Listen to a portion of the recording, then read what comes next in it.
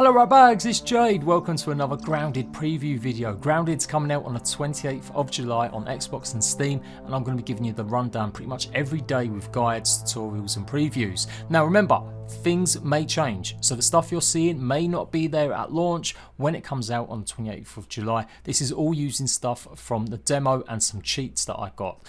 Today's video we're going to be focusing on defences and ways that you can get around your base or even around the map. There is a bunch of stuff in this game that you might not have realised. There is an element of tower defence in a game. Once you get to a certain stage with your bases that you can craft and build, you may get to a point where ants will start attacking your base. They are looking for food. You'll notice they steal food from you when you're running around, and the idea is that as your base gets bigger, the ants will periodically come and attack you. So far this has been confirmed as to just be ants, but who knows, maybe in the future, depending on where you build, you might have other creatures coming to attack you. That's what happens in other games like Conan Exiles and 7 Days to Die with zombies. They all come and attack your base every 7 days in that game, and in Conan it just depends on who's got the biggest base on the map. So the first one I'm going to talk about is the spike strip. Now this requires 3 weed stems. You're going to need 3 thistle needles, and you also need 1 sap and 2 woven fibre, and this is pretty much going to be a barbed wire on a stick on the floor, and it will cause damage to creatures, and generally they won't actually go past it until they've damaged or destroyed it. So they won't just simply walk over it and take damage, they'll have to destroy these before they can actually get past it, and that will reduce their health. I set a bunch of these up in another video that I was doing, and you can see it's going around. I really like the AI. It's not so stupid that it will just keep going into it, not all the time anyway. It will try and find a way around, but as you saw, it only takes a couple hits from a ladybug and the wooden spikes will disappear. So just like a lot of the items in the game, it doesn't have the best HP or defense score on these items, so you will have to replace them pretty regularly and keep eye. Relatively, it's pretty expensive to make these, like in terms of the stuff that you've got to use, and the fact it only lasts a couple hits from a creature like a ladybug. Yeah, it's going to have to have lots of these going around, you will have to check on them. Next up we've got the lure. Now this will lure creatures, so you can put them away from your base, maybe in a certain area where you've got things more organised, where you can attack creatures that are attacking you, or maybe you do just want to get some resources from a creature and you want to take it away from some of the other ones, or get it in a more open spot. These are really simple to craft, only 4 flower petals and 4 sprigs, and you can put a bunch of these anywhere you want to keep them away from your house or your buildings. Once the game's fully out, I will do a proper guide showcasing all the creatures that this actually works on. You can see it does work on a ladybug here, but what other creatures does it work on? So I will give you a proper guide with the lure trap on every creature that it does work. Next we've got honey, so you're going to need 5 pieces of honey and you'll be able to make a honey trap. Now it doesn't look like the art is correct for this piece at the moment. Well, it does there on the screen, it looks pretty yellow, but when you actually build it, it just looks like a flat pebble stone. And it does what you probably imagined it would do. It slows you down. Whenever you're walking on the stone, it's pretty much going to mean that you're going really super slow.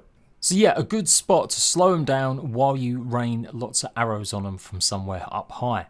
So I fully expect them to change the art for that and actually add some proper graphics for that stone. Next to it we've got the ice stone, and very similar, you use a canteen. So you don't actually need ice blocks or anything like that, because I've not come across that in a game, although I think it'd be a great idea if they did have ice in there. I've already put in the suggestions they should have some sort of ice box in the corner, maybe broken, and a few blocks of ice have fallen out, and that's what makes the surrounding area a bit snowy. I actually really like this trap. It allows you to just speed along. If you could lay a whole bunch of these in a certain area, you'd be able to zip across the map really super quickly.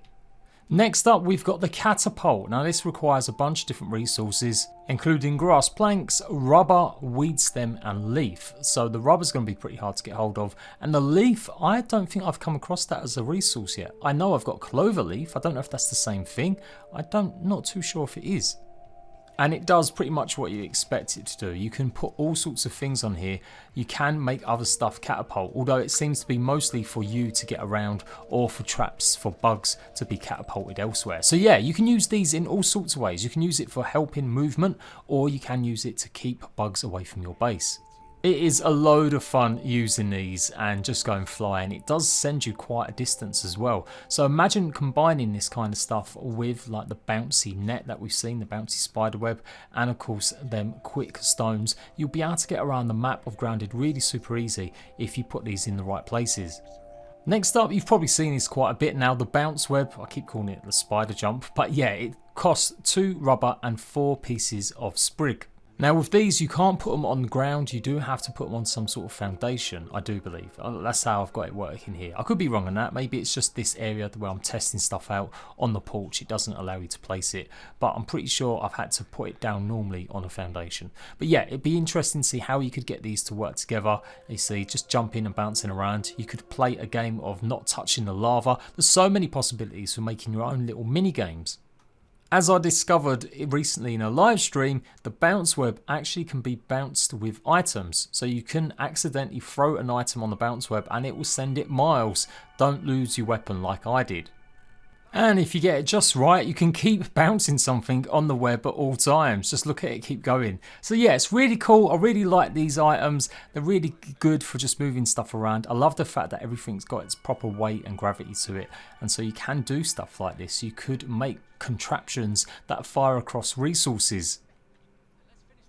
Now there are a couple that don't necessarily work that well or haven't got the correct art, like this slingshot turret. It's pretty much just a chair. So it's pretty much going to be a placeholder until it's implemented into the game, but it costs 3 rubber and 3 dry grass chunks. If you're using this, I imagine it's going to be able to throw pebbles at creatures and maybe do damage against them. So if you get them stuck in the honey traps, that could be a good combination. And definitely if they ramp it up a little bit with creatures attacking your bases, you will need some sort of auto defenses so that you don't get attacked while you're out and about. And then lastly, Pebblet Dumper. This is also, I think, another sort of siege defense type thing. You can put it on walls and it will drop loads of pebblets down on creatures down below, I think. Super cheap to make, 1 grass plank and 3 spider silk. Now I had a bit of trouble placing it until I realised what it does. Like you are meant to put it quite high on wall pieces, and I'm guessing, as I said, it will drop pebbles when it falls down on top of any creatures below.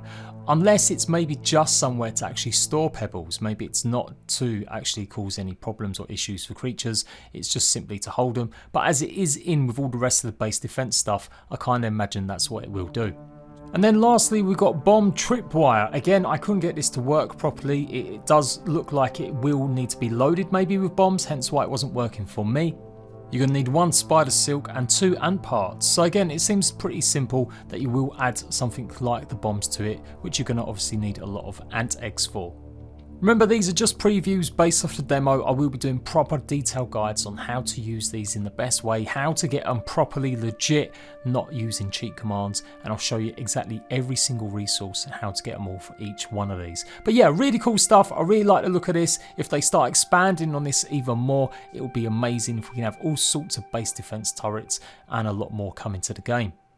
Let me know how you will build these around your base. What kind of defences are you going to set up? And are you hoping, like me, that they'll start adding even more ways that creatures and bugs will attack your bases, so it's not just the ants? As ever, for the best in grounded news, guides, tutorials and let's plays, make sure you got me locked down, and I'll be back more grounded very soon. Until next time, ratbags, laters.